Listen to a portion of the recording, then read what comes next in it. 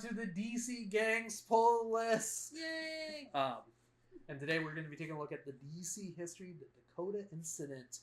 We're going to be going to the Milestone comics. I guess so. I guess it is the Milestone comics at this point. So essentially, it's kind of like a little spin-off to the DC history books. Yeah. 10 times better. Yeah. And today we're going to be, it's all about Static Shock and Icon and their history within the, Dakota. Yep. We learn about what the explosion that caused everyone's powers. Yeah. We get a better history on who Icon is. Yeah. And we get a lot of political intrigue. Yes. Which I absolutely loved. This is what I wish the DC history book was. You give me key events, and you give me a little story with it. And on the side, you give me like other little tidbits. Yeah. But here, this is gonna be the new main line for Static and Icon and the Milestone characters. Yeah. We get a brand new history with the origin of the Bang Babies. Yep.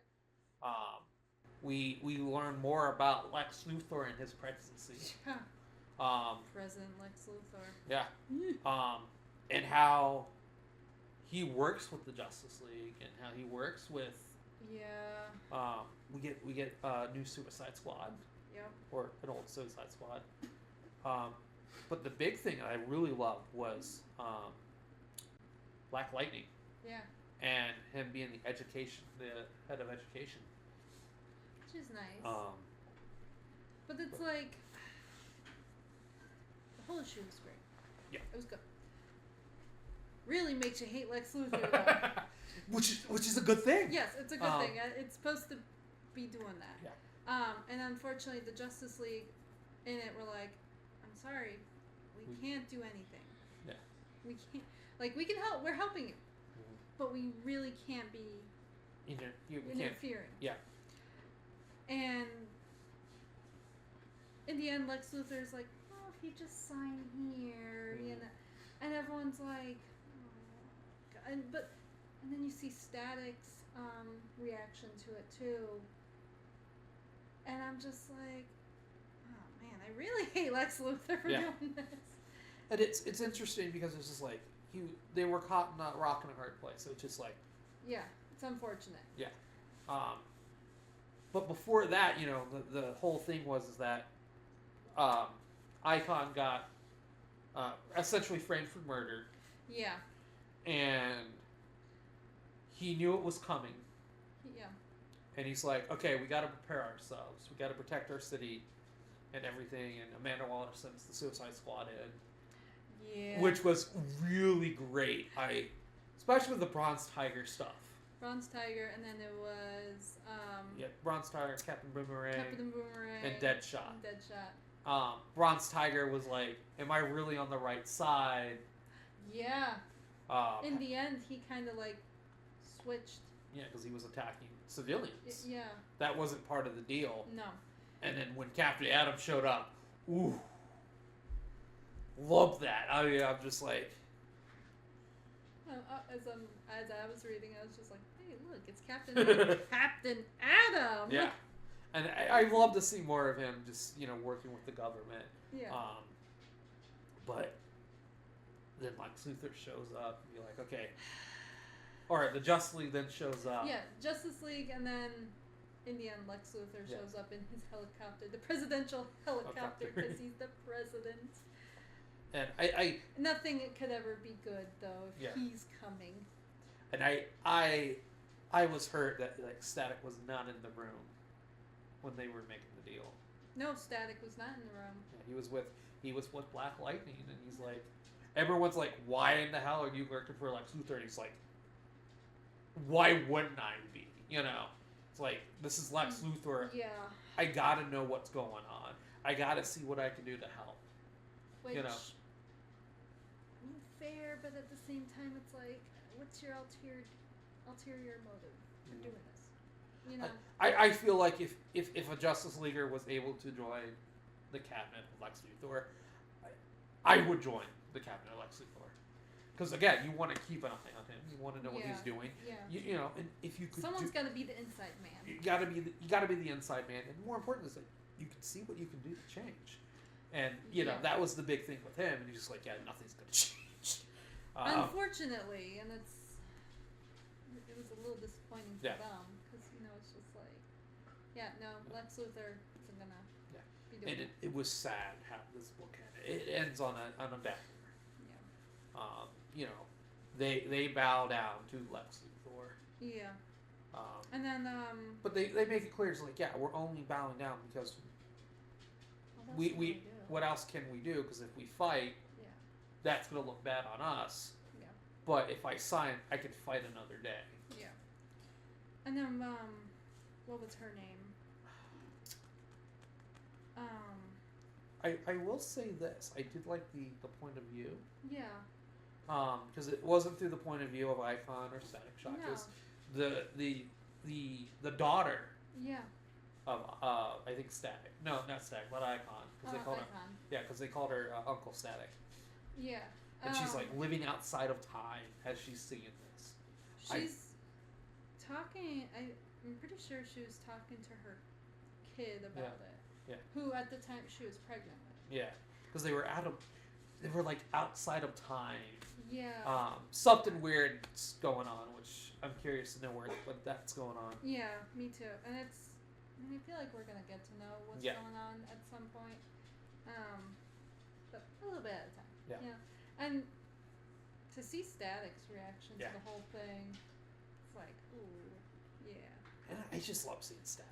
That's one character that I know why we don't see much of him. It is a rights issue. Yeah, unfortunately.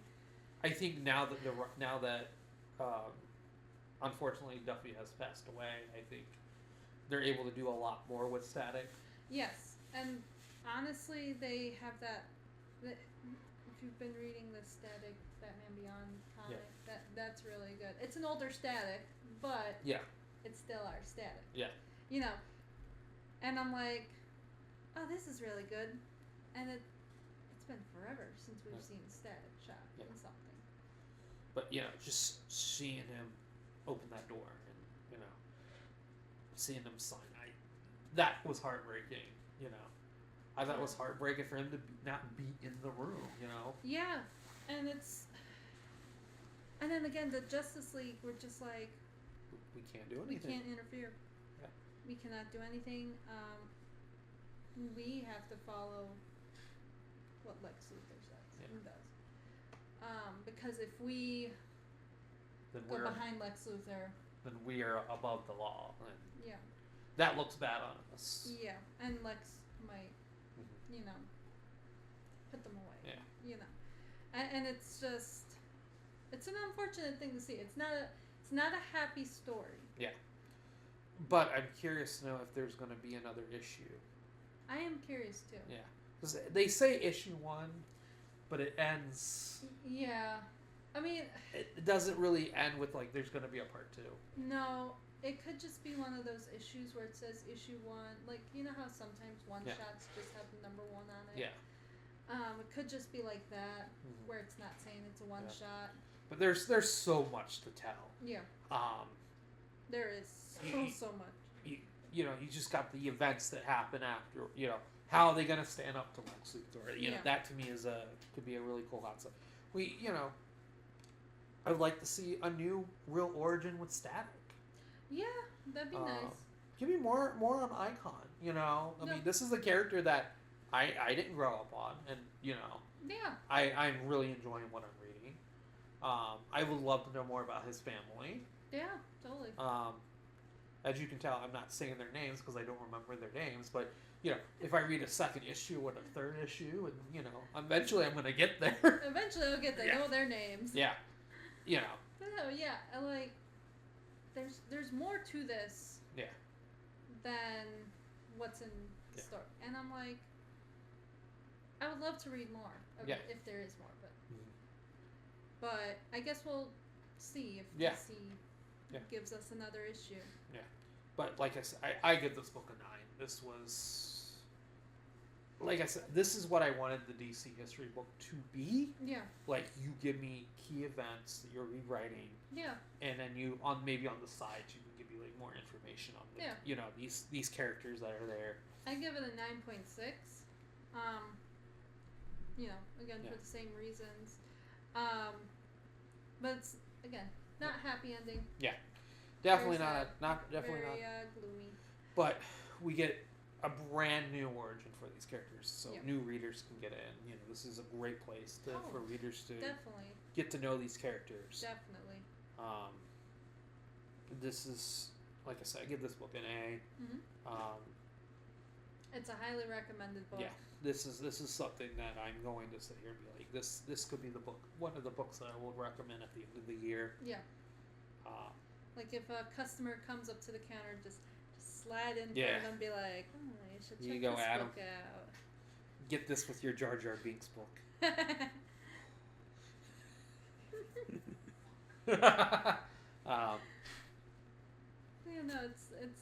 that's this week, isn't it? Yeah. Damn it. I have a running gag with Adam where every once in a while I'll put like a random book in his file, and like this week they're making a Jar Jar Binks comic, and I'm just like, I'm gonna slip. This is a comic now. Misa Senator, what do you want? So I jokingly said I'm gonna put them in this file, and but we're not here to talk about Jar Jar. We're here to talk about the history of the Dakotas. But I recommend this book, and I think if you're a fan of these characters, you're gonna like this book. Yeah. If you're new fans, you're gonna like this book because you're getting fans of the character. You're getting your characters. Oh yeah. New fans, you're not going in there blind. Like you're getting Lex Luthor involved. You're getting the Justice League, the Suicide Squad. It's like you don't need to pick up any previous comics for this. You just pick it up and you go, okay. Yeah. So. And I feel like people are actually going to enjoy this. Yes. I feel like this will be one of the books that is going to sell out quickly. Yeah. Besides a few others that are coming out. So. We highly recommend it. So, at your local comic book store, pick up The History of DC. The history of the DC, the Dakota Incident. So, thank you guys for watching. You have a wonderful day. And talk to your local comic book clerk if they're out. Maybe we might be able to order it for you.